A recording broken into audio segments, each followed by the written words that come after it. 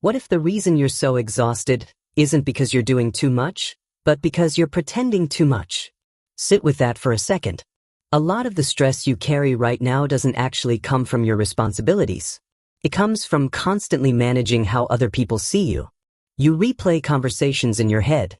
You overthink texts before you send them. You adjust your tone, your opinions, even your personality depending on who you're around.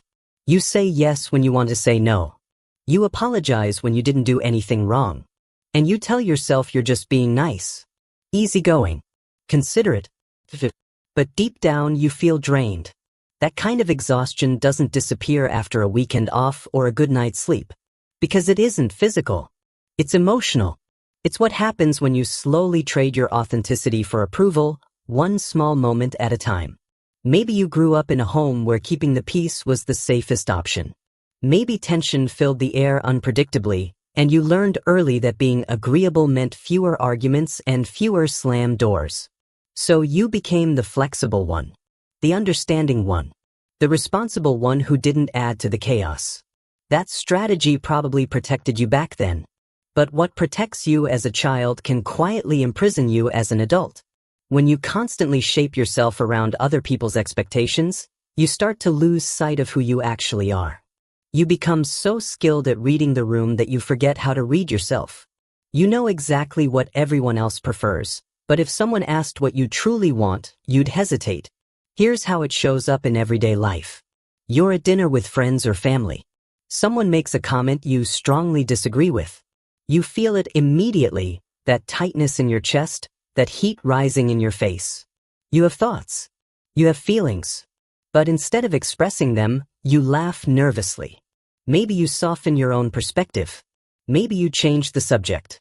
Later, alone, you replay the moment.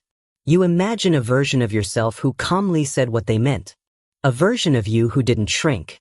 That gap, between who you are and who you present, is where your energy leaks out. Over time, something else starts to grow in that space. Resentment.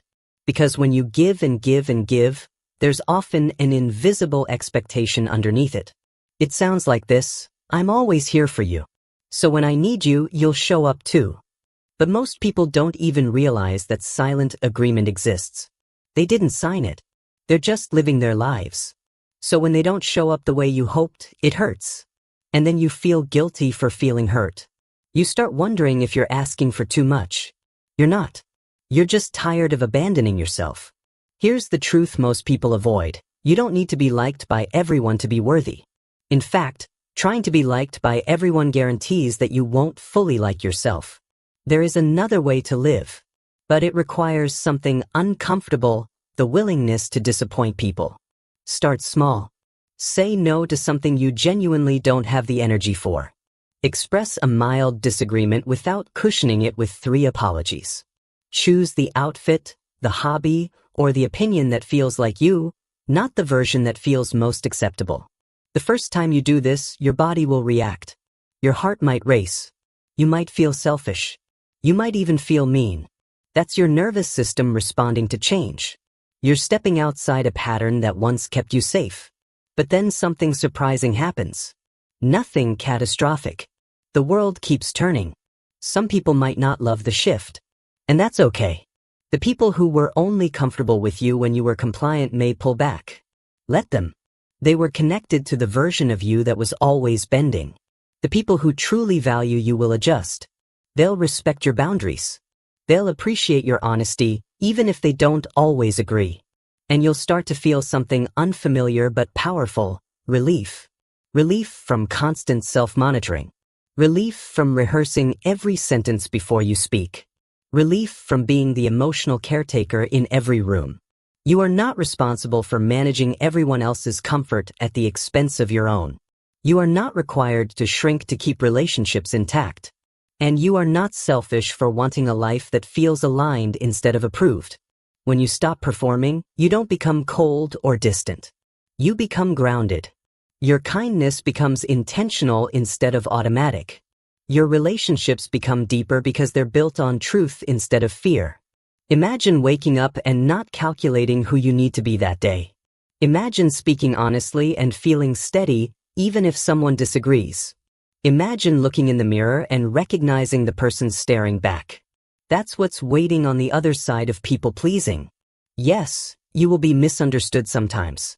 Yes, some people will dislike you. That isn't failure. That's evidence that you have boundaries, that you have values, that you have a self. So here's the question you need to ask yourself.